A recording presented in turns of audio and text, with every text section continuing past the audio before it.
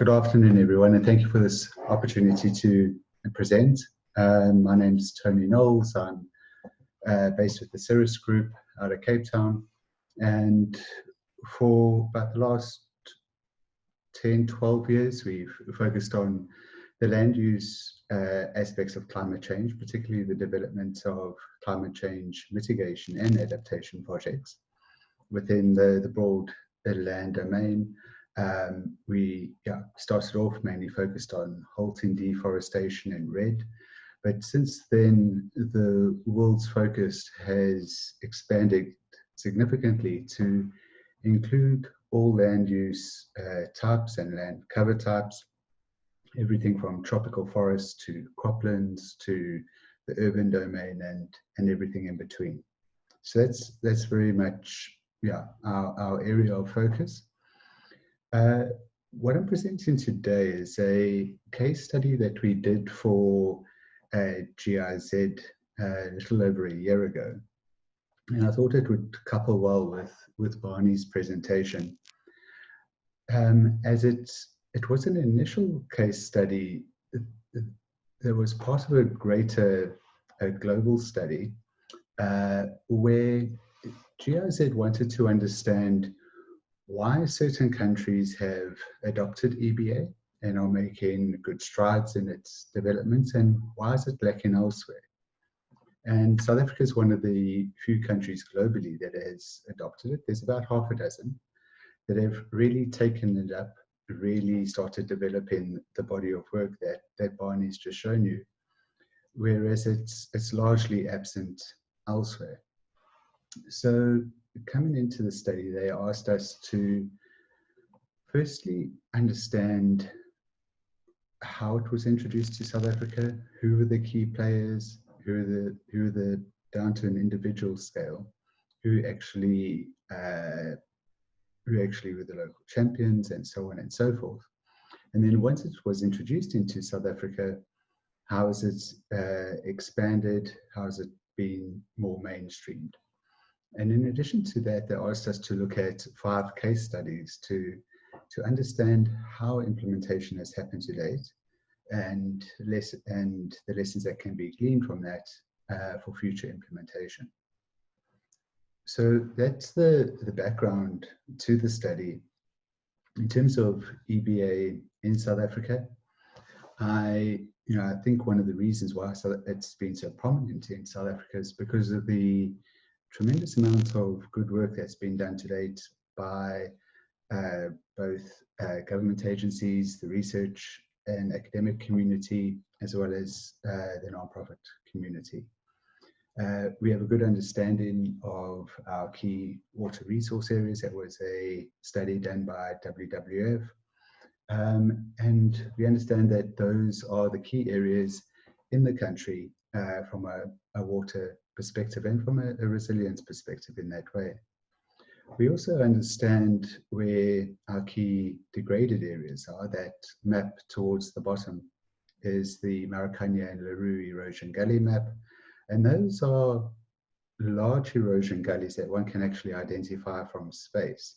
They're not just small erosion gullies or a low level of, say, grassland or forest degradation. Those are actually identifiable from space using 30-meter resolution imagery. So and through that we understand that there's at least 100 to 200,000 hectares of deep erosion gullies across the country. So I think one just has to look at those 2 maps to understand that there's a strong overlap between the areas that are important to us from a resilience point of view. They also happen to be some of the most degraded areas. And if one adds a few extra layers to that, like that EBA priority area map that Barney has just shown, they're also the areas where often the poor and vulnerable stay. But aside from these broader national maps, I think what really brings it home is when you focus on a far more localized scale. And recently I was asked to write a case study for an IPCC report on the Limpopo Basin. And at present, today, 2020, all the water in the Limpopo catchment has already been allocated to commercial agriculture, mining, urban areas, and so forth. And all predictions are that demand is going to increase by 20 to 30% over the next 20 years. Yet all climate change models are showing that the amount of rainfall falling in that basin is going to decrease by 30% by 2050. So we really have an acute and urgent situation on our hands.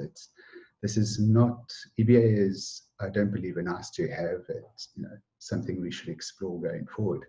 It is actually a fundamental part of, or it should be a fundamental part of our national planning right now, and there should be a much greater sense of urgency around it. Based on that, and just got a bit tongue-tied. Based on that, sort of biophysical basis, we were also asked to look at the policy basis. And again, here, South Africa really shines when you compare us to other countries. We have a strong policy foundation on which to base EBA activities. They really support that considerable list of national policies. It also, the implementation of EBA, which is essentially halting, reducing, and reversing land degradation, also fulfills a number of other national strategies and more departmental strategies. Okay, so there's a lot of win-win situations with this, and it's often quite difficult to find a no-win situation. But yeah, by and large, I think EBA is it's well included in our policies, and its implementation is going to deliver on a considerable number of both policy and strategy targets. In terms of actual progression in the field, as mentioned, they asked us to look at a set of pilot projects, and I'm just going to mention 3 here. But again, South Africa has a significant number of projects across the country. When we did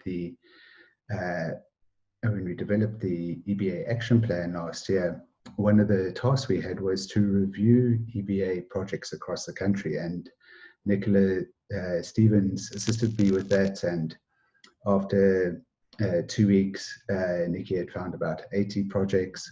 After 4 weeks, she had found about 160 projects, and we're still going strong. We have a tremendous number of parties on the ground who are already implementing EBA-related activities, and I believe it's something that we should build, that we obviously have to build on, and really leverage. But in terms of the more prominent ones, there's I think one of the flagship ones, if you want to call it that, is the Umgeni Ecological Infrastructure Project. This has been led by SANBI and a broad range of partners. And it really brings together all those parties that are working within a greater landscape like this. And I believe it's a great example of what we should be looking at going forward. Within that landscape, towards the bottom of it is the eThekwini more urban example, and that's been led by Deborah Roberts, Errol Dwowes, and their team there.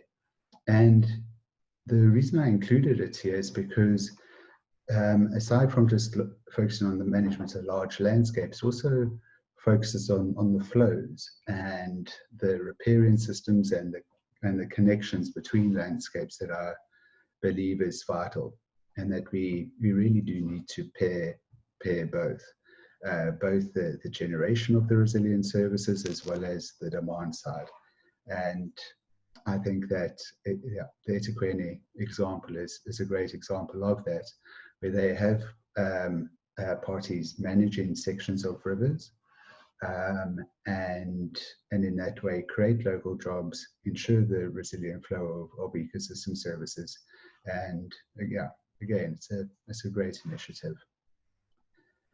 A last one that I wanted to mention that's a bit different is there's some of the work happening in the Breida River, and that's there's a number of parties there, Conservation South Africa, WWF, and Landcare, and that's focused really on leveraging many of the farming community within that landscape to implement a lot of the primary activities, be it the clearing of alien invasives and other activities. And it's perhaps another model that one could look at. In conclusion, we'll just summing this up in the brief period that I have. I just want to do highlight a couple of lessons that really came out of that review. The one thing that we found that really struck us is that each project is typically led by a very impassioned individual or champion, someone like Deborah Roberts in eThekwini, someone that's pushed against all odds to deliver a project and to grow it over time. There's often not a clear EBA funding stream or call for proposals that led to the development of projects. It's often a particular person who has used whatever opportunities that they have to bring in a bit of funding from different sources, leverage other resources that they may have in their budgets, to start to essentially halt, reduce, and reverse degradation within their greater domain. And it's something that we ourselves really interested in, is how do you replicate those champions? It's obviously not that straightforward. The second lesson that emerged was the need to integrate planning and management of landscapes. I think that Umgeni partnership is a classic example. There's a lot of partners in that catchment already doing good work. It's often really the primary issue is just bringing them together and facilitating engagement, and in that way creating a more coordinated approach. And then I think the last thing I believe is important is monitoring. And that's because despite our significant progression as a country with regard to EBA, we haven't really been monitoring the impact of projects, and this was highlighted to us by the project's implementers themselves. Many of them who have been doing it for 10 years, say 10 years down the line, we're actually battling to evaluate if we've made an impact. And I believe that's a key area that needs to be addressed going forward.